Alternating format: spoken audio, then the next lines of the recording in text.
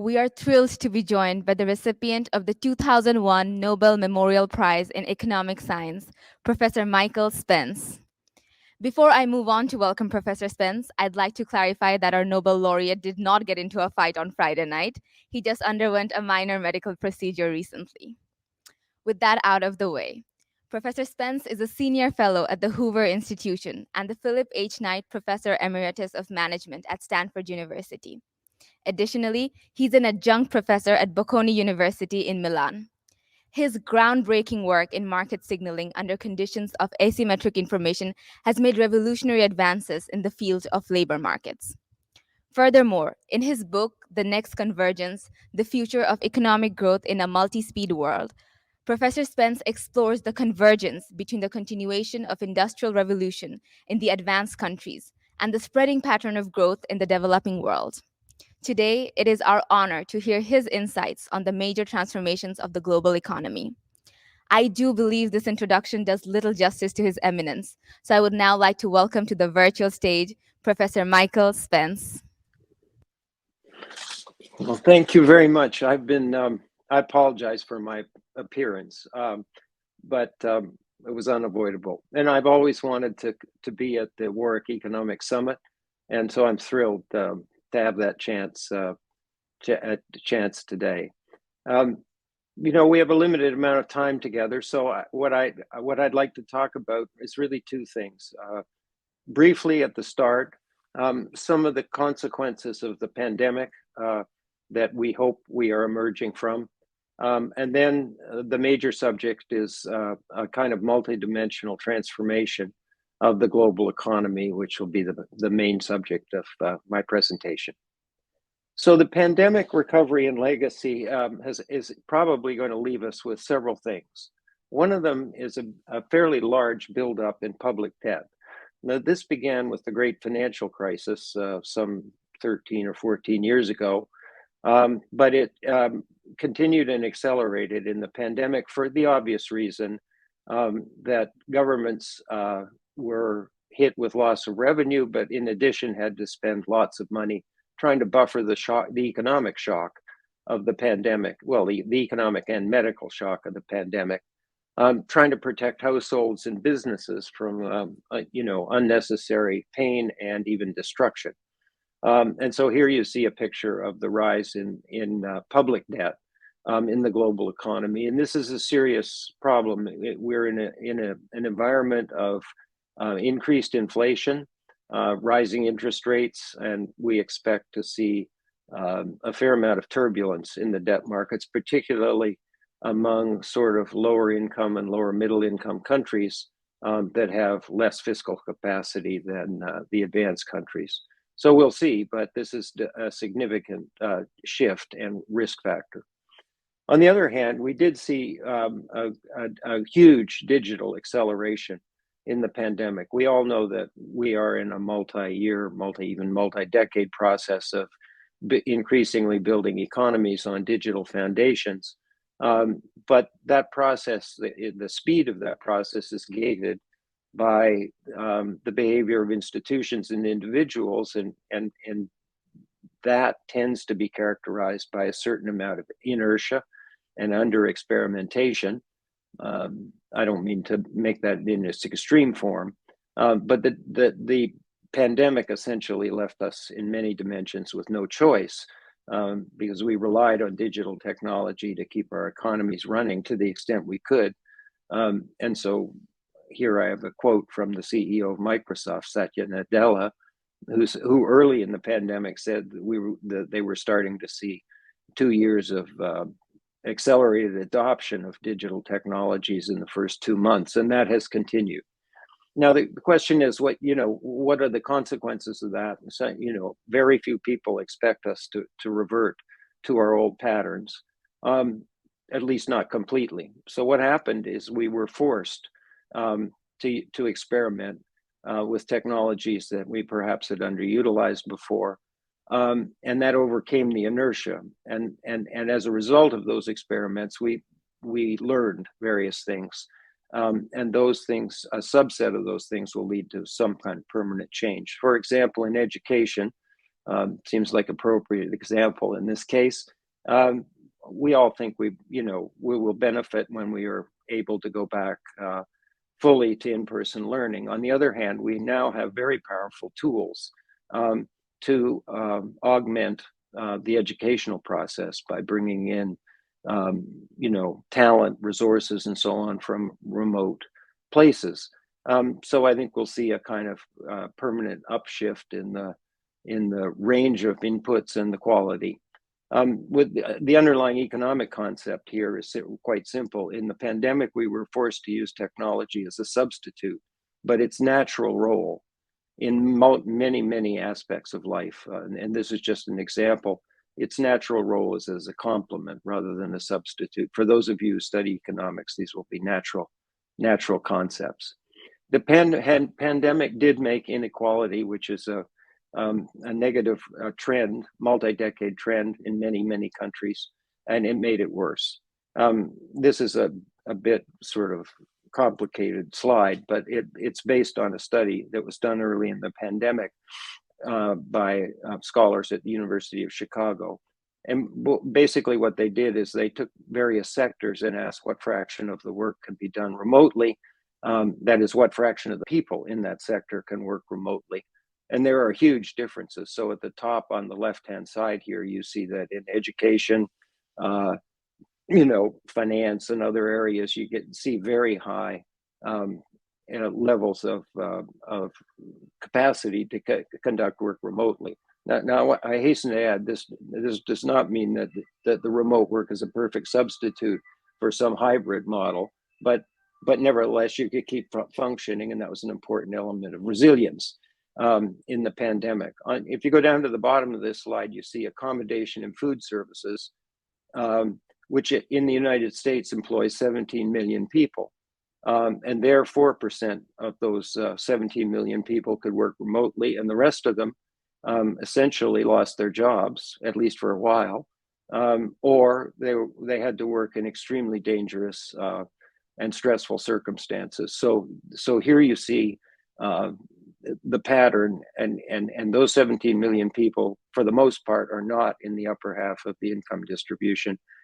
So the simple statement is, we had a problem, trying to redirect our economies to more inclusive growth patterns, and the pandemic was a setback in that regard, and elevates the urgency of that agenda.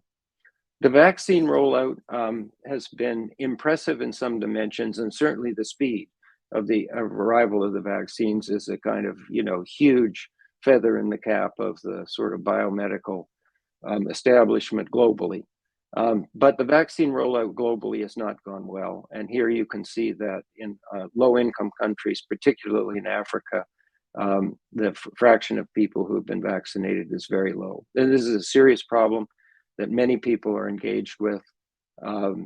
A certain amount of vaccine nationalism was probably inevitable given the politics of the situation. But this is an unnecessarily slow rollout, and the problem with that is it may prolong the pandemic through creating environments in which there's the capacity to generate a continuous sequence of variants that prolong the pandemic. The supply chain congestion came as something of a surprise to people. We had lived in a world that had, for a long time, multiple decades, a world in which seemed to have unlimited productive capacity. So when we had a demand surge, then the supply side responded to it. That has not been the case here, and there are a number of reasons for this. But there's no question that we have supply chain congestion. We have elevated prices. We have shortages in a wide range of things, including semiconductors, which are now built into a large number of products that we use and consume. And so as a result, we are experiencing higher rates of inflation, and we're probably going to experience them for longer than people initially, including central banks, initially anticipated. And so, the rest of this story is familiar to you. The central banks have now started to pivot and take the inflation threat seriously, in part because their credibility as the managers of inflation is at stake. And so we may be in a rising interest rate environment. And the notion that this process is transitory is at least fading in the sense of the duration of the thing. My personal opinion, which is perhaps controversial, is that we're actually in a period of regime change in the global economy as a result of rapid growth in the emerging economies, especially the middle income ones, huge middle classes, and having exhausted the sort of underutilized productive capacity in the global economy. But that's a longer subject. I'd be happy to answer questions about it. Inflation, as I mentioned before, is here. This is just a picture of the pattern of inflation relatively recently in Europe, but this is not confined to Europe. And this is probably going to force central banks to respond in some way or another, and that will affect asset prices. It will affect, you know, the sustainability of various debt levels and so on. The other thing I think that, you know, many of us worry about is there are a number of areas in which we have uncertain long-term impacts, and one of those is education. So this varies a lot from country to country, and it varies a lot, you know, as you move through, you know, income and social classes. But the simple truth is that we've had extended school closures and interruptions and movements to online education, which are widely and correctly regarded as very imperfect substitutes for in-person education, especially for younger people, because education isn't just about cognitive skills acquisition, it's about social development and other things. So there is a serious concern and a range of estimates about what the consequences of this particular aspect of the pandemic might be. So that's a kind of quick summary of, you know, what we're contending with now as we emerge from the pandemic economy. But what I'd like to shift to now is some things that are sort of longer duration and ultimately much more major that affect our economies. And I call these major transformations. They are shifts in the global economy and the way it functions, driven substantially by technology and by pressing global requirements. So the four I picked off for discussion today, and it'll be brief, but I hope it provokes at least some questions, is first the shift in the global economy to Asia, because it's the most populous part of the global economy. And as was mentioned before, I wrote a book on the convergence in the global economy. This is an important part of it. But more generally, there's the size, purchasing power, economic power, size of markets, and so on is shifting more broadly to the emerging economies in the aggregate. So that's one, and it has multiple consequences in terms of the way the global economy is put together, etc. The second one is a kind of multidimensional digital transformation of economies and societies. And this is the one that I'll spend a little time on, but it's the one that I mentioned. That aspects of it were significantly accelerated by the digital transformation. I'll say in a minute, all of these transformations have huge potential opportunities for the improvement of welfare in a multidimensional sense, but they also have major capacities to disrupt and create significant challenges. The third one, I think, is probably less widely talked about, but there is, it seems to me, and to many others, a kind of revolution underway in biomedical science and healthcare.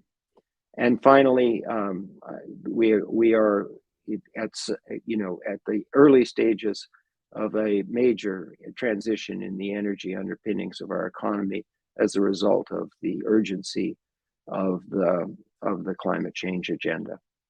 And these transformations are driven, at least in part, by the availability of widespread availability of very powerful, low-cost tools and technologies. And I'll talk briefly about a few of them on the way through. So when you add those all up together, it seems to me we're in a period of bewildering, extraordinarily complex and rapid change. And here are a few dimensions that I think are possible.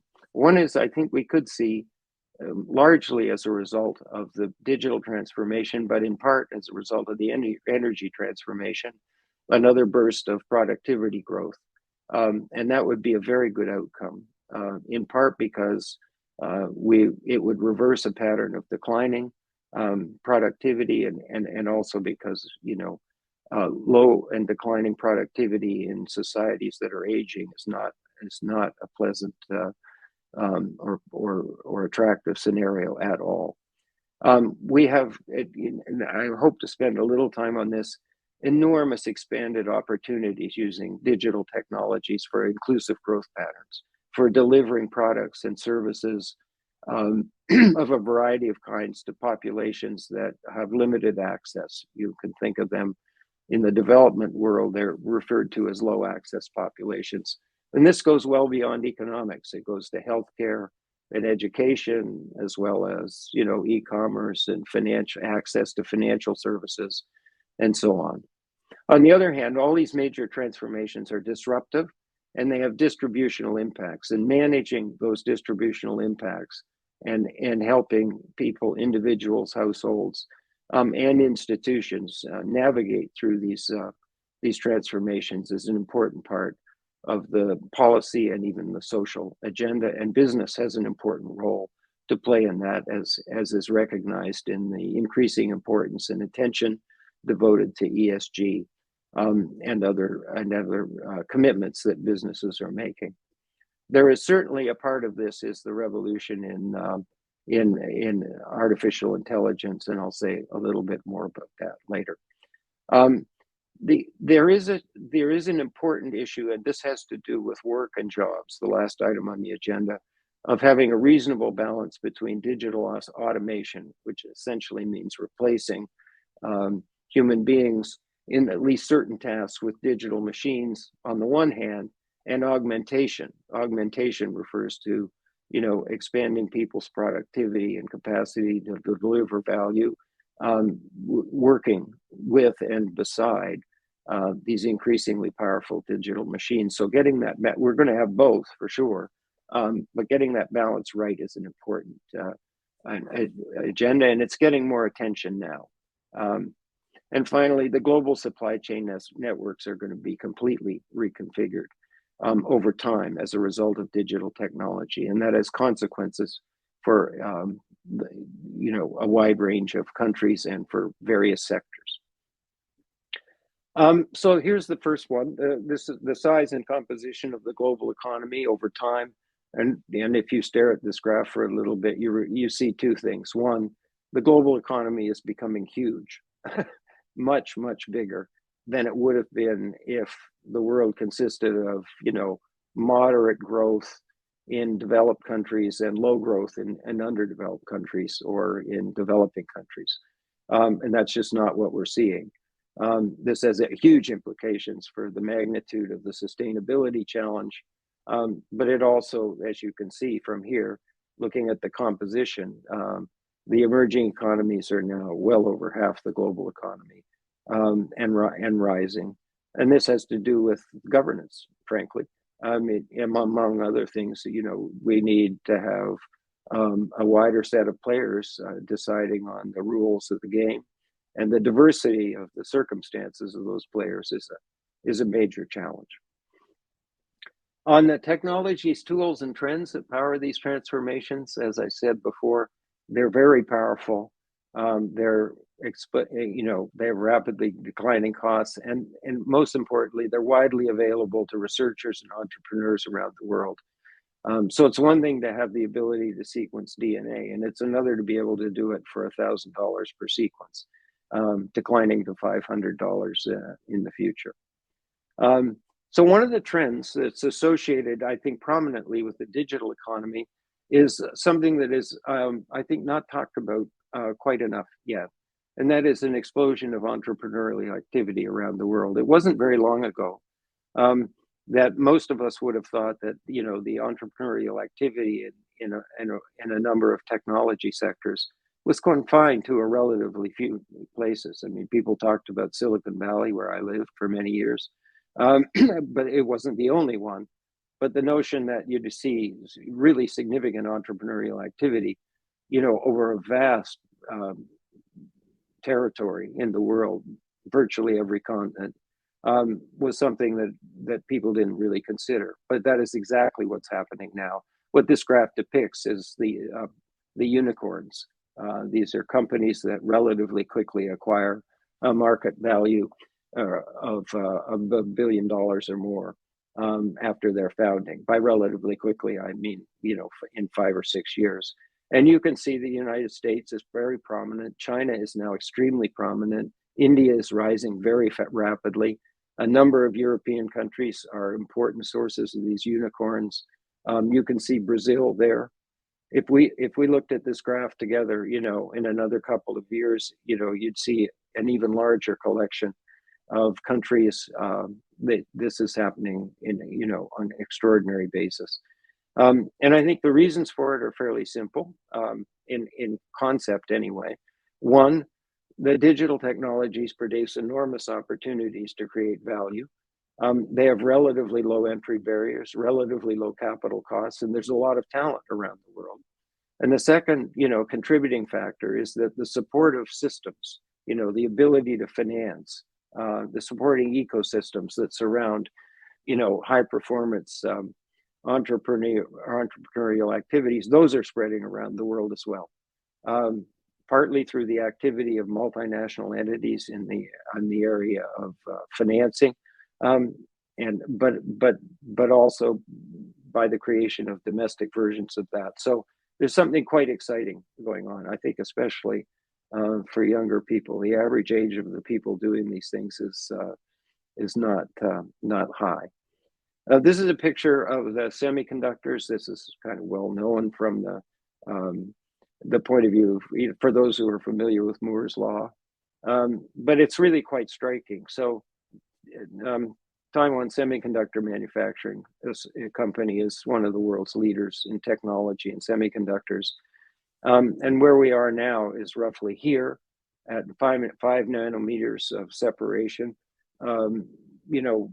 between the transistors on a semiconductor chip. That means that's what's in your iPhone now. That means there's 171 million transistors per square millimeter on the semiconductor chip, and this makes them enormously powerful and fast. It's part of what powers, the widespread use of artificial intelligence. We're in the process of going to 3 nanometers, in which we would jump again. And it has another important consequence: is these chips are not only fast and increasingly affordable, but they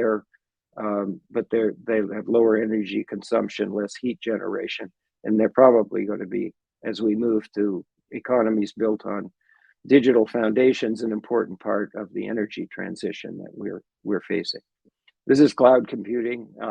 It's an important development. It's democratic in the sense that you can use these services at small scale, and then as you get bigger, you can scale up. This really, and you don't have to sort of have a large IT organization and manage a whole lot of things. It's really revolutionary. It's dependent in part on the development of and availability of high-speed networks.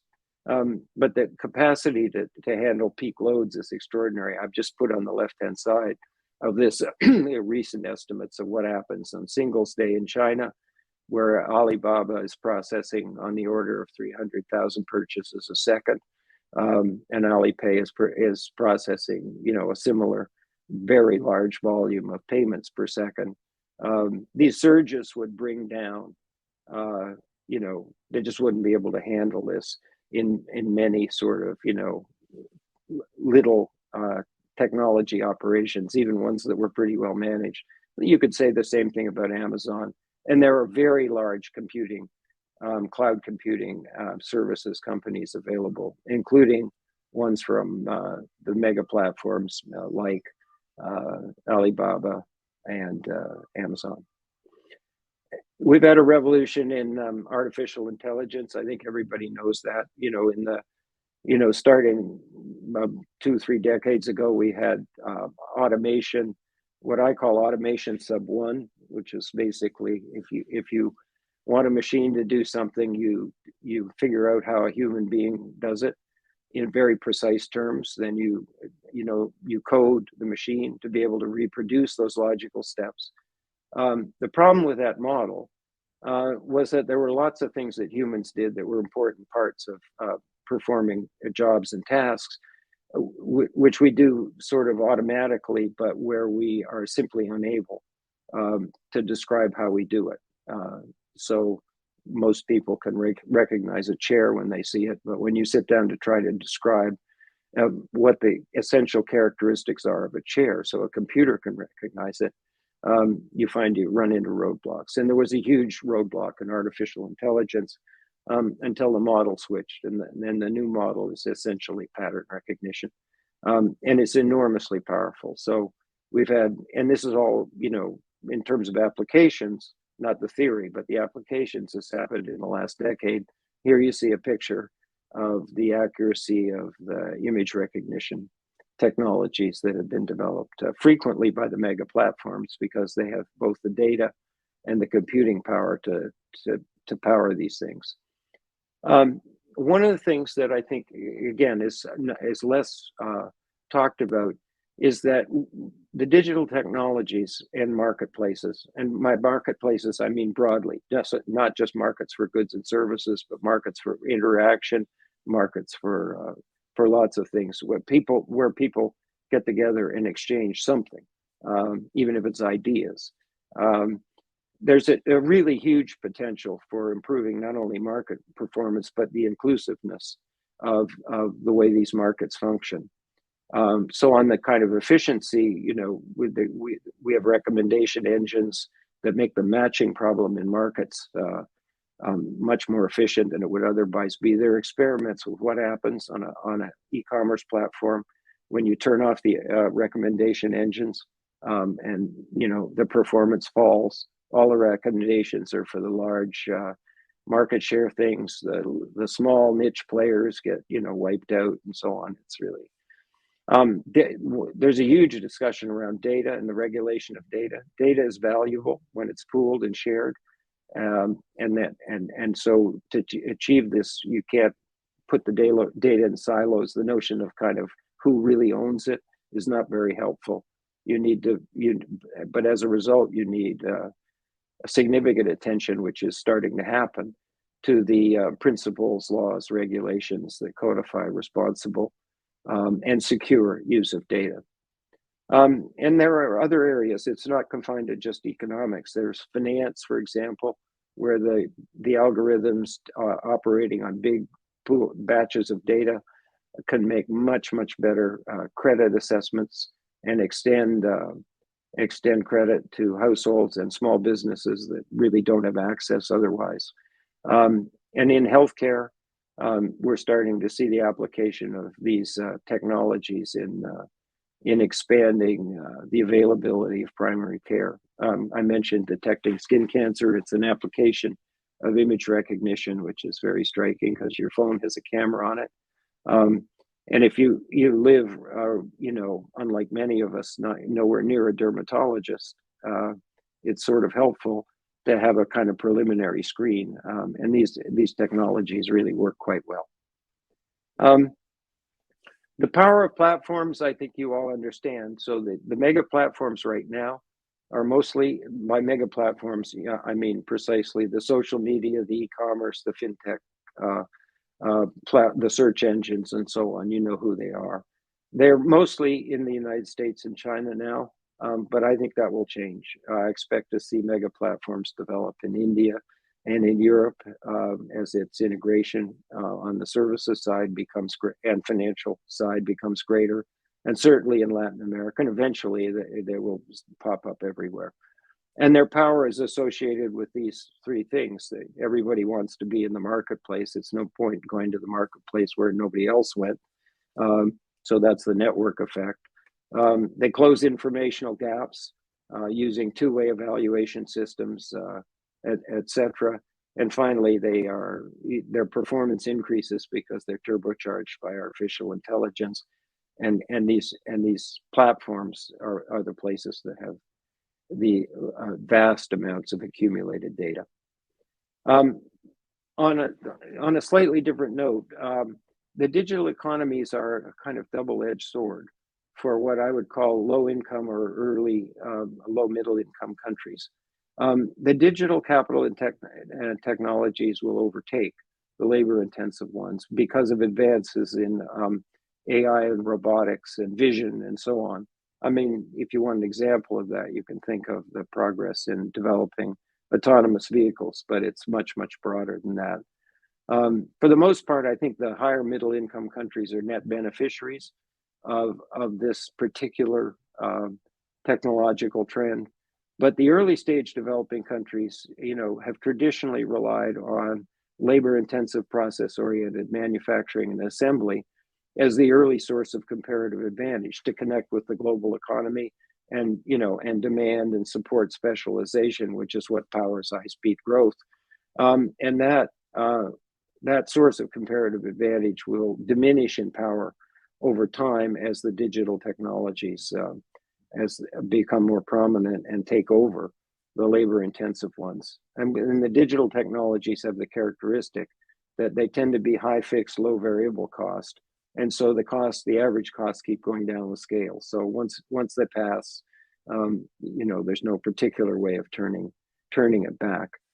So I think there's a growth challenge for some of the early stage developing countries who already face a kind of perfect storm that I mentioned before in the pandemic. So we may want to talk a little bit about that later. And this is the productivity trend. So you can see the downward trend that we've been on. This is the one I'm predicting will get reversed. In the United States, which is the yellow line, you can see we had a productivity burst, in the late 90s and early 2000s. That was the early application of the internet and what it enabled in terms of making supply chains more efficient. But we're in the early stages, and I think it's reasonable to expect that these trends will be reversed. There are people who disagree with that. I mean, Robert Gordon, whom I mentioned here, thinks these technologies don't have anywhere near the power to produce productivity growth in the way that past technologies like electrification did. And that's a well-reasoned view that can't be dismissed. And the simple truth is, none of us knows the answer for sure. But this productivity issue and doing the things that maximize the chances that the productivity gains that are the potential ones that come from this transformation are actually realized are very, very important, in part because of the aging of a wide range of societies. Internet regulation, I don't have time to cover, so I will just mention that 15 years ago, the internet was viewed as a sort of global, open, standardized system with very little regulation, only on the technical side, so you didn't get confusion in the domain name area and other things, and the protocols remain standardized. That's not the world we live in now. There's just a huge number of previously underestimated risks and threats and misuses of the technology that require increasing attention and regulation. And I'm happy to talk about any of these. I don't mean to pick off anyone that's particularly important, and we see activity in all of these areas, but they're important. Biomedical science, I can do very relatively briefly. We've already seen, this astonishing example of the speed of vaccine development, but there are things like immunotherapies that are, relatively new. And the technologies, again, that power this are extraordinary. This is the cost of DNA sequencing that I just pulled off the internet. So it followed Moore's law for a significant period of time. And then sometime around a little more than 10 to 15 years ago, the cost started declining even faster than you would predict on a kind of Moore's law type consideration. And now, here you see the costs are down on the graph to something like 10,000. It's actually down to 1,000, and there's a reasonable chance that DNA sequences can be done for $500 per sequence in the relatively near. This is an absolutely essential tool in biomedical science. And this is a picture of the two women who received the Nobel Prize in 2020 in chemistry, Emmanuelle Charpentier and Jennifer Doudna, French and American women scientists, for discovering the sort of biological underpinnings of what has come to be called gene editing, an enormously powerful tool for dealing with genetic origins of disease, for dealing with plants and so on. It's very controversial at times, and there are significant risks of the misuse of this, which scientists and others are addressing. But nevertheless, it's just incredibly powerful tool. And I guess my favorite, before I leave this subject, is DeepMind is one of the two, probably the two leading developers of really advanced artificial intelligence applications, and they're famous for developing algorithms that allowed machines to defeat the best players in the game of Go. But this one I think is particularly interesting. So they have developed artificial intelligence machines that take the amino acid sequence that defines a protein and use that sequence and no other input to predict the three-dimensional structure of that protein. And that for biologists is a crucial step in figuring out what it will bind, what that protein will bind to. So it has applications in drug development and vaccines and a wide range of things. And this is something that gets done in a lab by in a laborious, painstaking way. It takes months and weeks and sometimes months to do. So this technology does a reasonably accurate job of predicting the three-dimensional structure of proteins, and is a huge productivity booster for biomedical and applied research.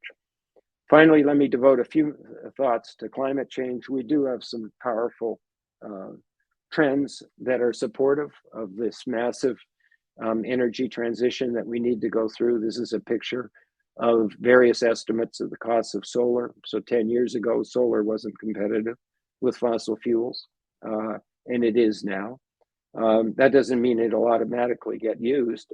It's a capital intensive technology. There are lots of places in the world that have high capital costs, so they won't find this as attractive as they should.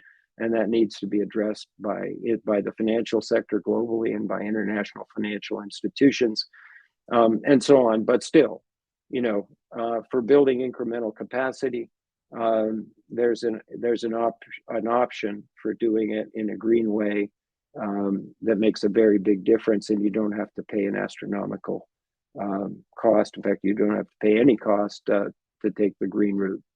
And this is a picture of renewable generation costs as of 2017. So just, in multiple dimensions, enormous progress here in terms of the tools that are available to address the climate change challenge. On the other hand, it is a huge challenge, right? So this is a picture of global gross CO2 emissions, production-based, not consumption-based. I mean, that's an important distinction, because some people want to attribute the emissions to the places where the goods are consumed as opposed to produced, and there's a perfectly reasonable argument for that. But this happens to be production-based. So this is CO2 emissions based on where the emissions actually occurred, not based on why they occurred and who consumed the goods or services that required the production. And what you can see is that we're just the blue line there is some vague kind of estimate of what might be, a reasonable place to be in terms of kind of safety, or, inching up toward net zero. We're at 2.5 to 3 times that. We're, somewhere between 35 and 40 billion tons a year. If you look carefully at this graph, you'll discover that there is something a little bit optimistic about it, and that's, where is this peaking? So the answer is it's peaking in the developed countries, including with a lag, the United States, and it is going to peak in China probably, which is the single largest emitter now, probably in the next few years and before 2030, before the end of this decade. On the other hand, India, which is getting to be a fairly significant part of this picture, is not anywhere near peaking because there's a whole lot more growth to happen there before they get to that point. The way I'll just leave this with you for those of you who are interested. The way I think about CO2 emissions is in these four parts. So you have the population of the global economy, the global system, which is rising. It's about 7.5 billion people now. That's significantly higher than it was 50 years ago. And then you have per capita GDP, which is also rising because of growth and convergence.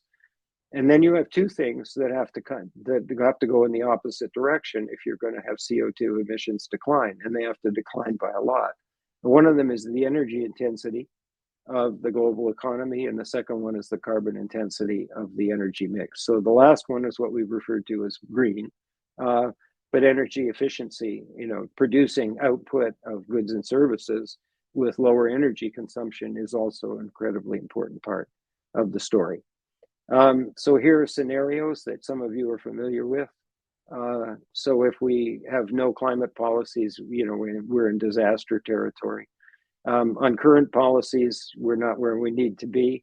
With the pledges and targets, this is the yellow, we're in better shape, but we're still not need to be where we need to be.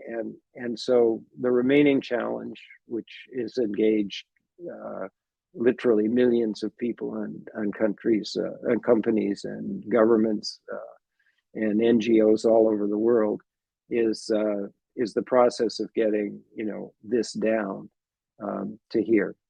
And it's a challenging problem because there's a significant challenge associated with as divvying up the task across countries and societies. So if you think of there being a kind of global growth budget for CO2 that declines over time in such a way as to make it possible to get to the net zero target, then you have to divide that up. And directionally, we're going in the right direction. So the commitments that have been made now are the developing world pretty much universally is committed to 2050 for net zero. China is committed to 2060. It's further along in the development cycle, but it still has a fair amount of growth before it becomes a high income country. And India is committed to 2070. So you can see that there's a kind of phasing of this that's a really important part of the solution to the problem. And it is complex and it's fraught with difficulty, in determining, what's fair. And I guess the final slide, and then I'll conclude with this, is that the top emitters, the six I listed here, account for over 70% of global emissions.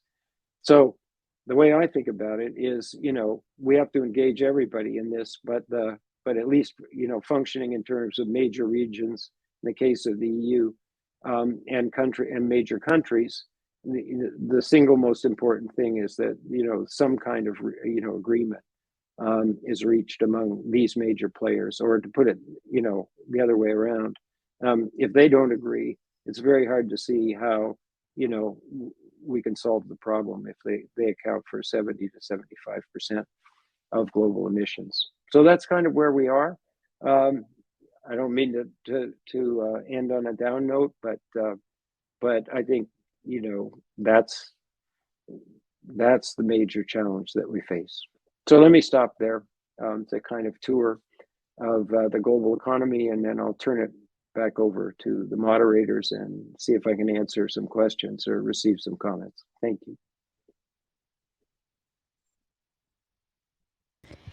Thank you, Professor Spence. It was our greatest honor to hear your insightful speech on these transformations. I believe your talk opened the floor to several questions, and with your permission, I'd like to dive into the Q&A session. Perfect. The first question from our audience: what will be the driving factors sparking confidence for entrepreneurship in developing countries? Yeah, it's a very good question. So I think the answer is one, opportunity. Um, a lot of these companies that are being created and creating a lot of value are creating value by finding solutions to deliver services um, to underserved populations, right? So the alignment of the inclusiveness goal, under the SDGs and others, and the business models is really quite extraordinary. Um, but second, I think the commitment to building the kind of infrastructure that allows this to happen is happening pretty rapidly. I mean, if you take, for example, India in 2010 had the highest data costs in the world, and the mobile internet, which is the single most important part of delivering here, was operating on 2-inch 3G. And then you had this, I'm not going to describe this in detail, but you had Reliance Geo come in, and in a 5-year period, you had the lowest data costs in the world and a vibrant, sort of entrepreneurial digital ecosystem. So it doesn't take forever to get there. And I think you're going to see that happen everywhere. I mean, Mexico was a laggard for a while and is now in the game. There are starting to be important entrepreneurial, companies surface in a number of African countries. Indonesia has a number of, unicorns. Vietnam has its first unicorn. So the bottom line is, I think it's infrastructure, opportunity, and the last one would be the supporting ecosystems. The people who know what they're doing, and angel investors, the venture capital, the growth equity people. They are operating globally now, and they're operating globally because that's where the opportunities are. And so the supporting ecosystems are spreading to make this happen. It's quite exciting. Thank you. I believe that perfectly sums up our audience's question. The next question: will educational uncertainty during COVID reinforce the income inequality of today, or will the growing entrepreneurship of the middle class flatten it? So it's a bit of both. I mean, I think on the first part of that question, I think there's no question that if you look at the adverse educational effects of the pandemic, they are correlated with or inversely correlated with income. In other words, lower income people had more trouble with with the remote education, all that sort of thing.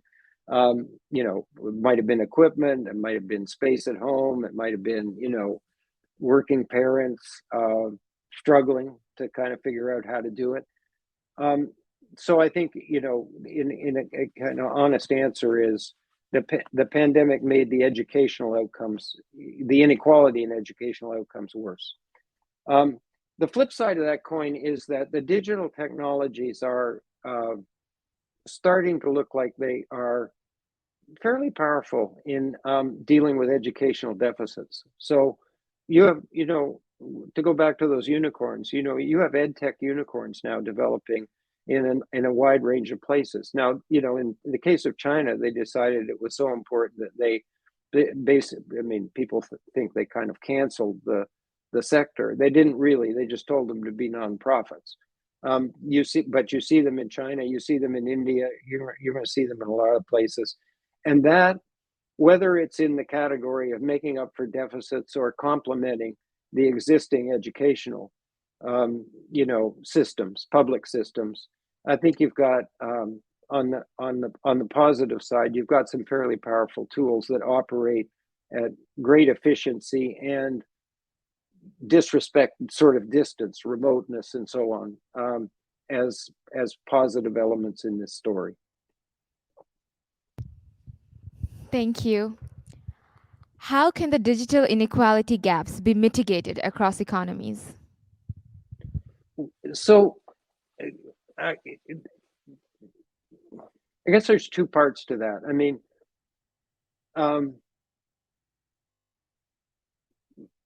several years, I guess more than a decade ago, we used to talk about this huge digital divide. I think for the most part, that has not materialized. And the reason is we were thinking that you needed big, expensive landlines and stuff in order to close the digital divide in part. On the infrastructure side, and that's not true. You need some fiber optic cable that connects the cell towers and whatnot. But basically, the mobile phone and the mobile internet and ran that challenge in a highly productive way. But there's residual problems. You have electrification challenges in a number of lower income countries. Just getting electricity, whether it's solar or localized solar or something, but you need it in order to benefit from this. So I'm kind of cautiously optimistic that whatever gaps in this dimension are closing. I don't, there is an issue of sort of older people kind of getting left behind by the technology. But if you look at younger people, people who are a lot younger than I am, they don't seem to have a whole lot of trouble. If you hand them the equipment and the technology and learning how to use it. So I guess the bottom line is, I think the digital gaps, for the most part, are in the process of sort of naturally closing as a result of public sector investment in infrastructure, and benign policies and this entrepreneurial activity. At least that's my hope. Thank you, Professor. Another popular question seems to be, do you think mega platforms can be allowed to be unregulated places for discussions, which naturally affects consumers and voter decisions? So my answer is no. I don't think you can leave them unregulated. And I think that's a conclusion that at varying different speeds, virtually every society is reaching. However, how we get there and what we think the solution is going to be kind of different. So if you look across, a range of societies, you see different answers. And to kind of cut through all of, everybody knows we're going to have to regulate to achieve data security and stuff like that. But that's not really the question. The question is, are the social media sort of causing or making a contribution to sort of political and social polarization in one form or another, either with fake news or, kind of creating silos of people, in various categories, consuming essentially what they want to hear rather than some slightly more objective version of that. And the question, the underlying question is, so if you don't like the content with an unspecified you, which institution in various societies is authorized to sort of deal with that problem? Now, in the case of China, that's the Chinese government and the Communist Party, right? That, again, I'm not making normative statements, so that's clear, right? If those entities decide that something is not socially productive or is destabilizing or whatever, then they move. If you move to, countries that say the Western democracies, it's harder to answer the question, right? The government isn't normally in the business of telling people what they can and can't say or hear.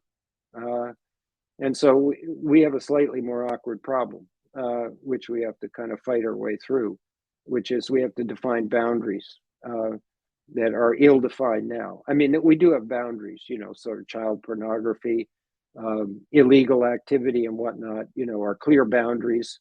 You cross that line and the criminal, state apparatus, moves in to deal with it and the courts. But when it comes to redefining the boundaries in such a way that you're making a judgment between, something that influenced me, maybe I'll answer the question this way by way of conclusion. The former Chief Justice of the sort of Final Court of Appeals in Hong Kong gave a speech one time that I thought was just right on. And he basically said, one of the things we have to deal with is balancing individual rights on the one hand and the rights of society, or the needs of society on the other. And he said that's not an easy job, but that's a job we have to do. And I think it does fall ultimately in well-governed societies to the courts to decide, interpret the Constitution in one form or another and do this balancing act. But to deny there's a balancing act, I think, is a mistake. There's always in the background some kind of balancing act like that, and we just have to work our way through because there's legitimate normative value in both, things that benefit society on the one hand and individual rights on the other. Thank you for that very comprehensive answer. I believe we have time for another question. You've spoken about artificial intelligence in your speech.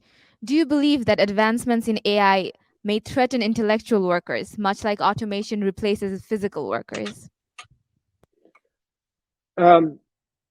Maybe, in a transition, yes. That is, there may be people who are in the relatively high income professional class doing things, a subset of which the AIs may be able to do, and at least as well, or maybe partly as well, and sometimes way better. But I think for the most part, after we go through transitions, the dominant effect will be augmentation. That means we'll have powerful digital assistants, to put it in its crude possible terms. So I think it will affect economics. We will be able to detect patterns that trigger thoughts that we wouldn't have had before. If you take medicine, there's just a vast outpouring of relevant literature every month in medicine, and doctors who are busy people face the task of sort of sorting through all that to find what the 4 articles that in their specialty they really need to read. And the answer is the AIs read them at light speed, and if they're smart enough, they'll get those 4 articles, and then the individual will read them, right? So the AI isn't going to tell you, why this is important to you. It's a winnowing kind of function. And so I think, this is a guesswork, but and I don't mean to dismiss the concern. Darren Asimoglu and others in the United States are arguing that we have elements of our system that bias the development of technology in the direction of automation, which means taking out jobs. The tax system favors capital, including digital capital, as opposed to labor, etc. And so I think, that should not be dismissed. I mean, we do not want, to have excessively high incentives for automation and lower incentives, for want of a better term, augmentation. But I still think for highly skilled, highly educated people, the dominant effect will be the augmentation one. And with that answer, unfortunately, we must wrap up today's session. I believe I speak on behalf of everyone watching that this has been an incredible privilege to hear you speak. Thank you so much, Professor Spence. Well, thank you for having me. It's been a pleasure. I enjoyed it thoroughly.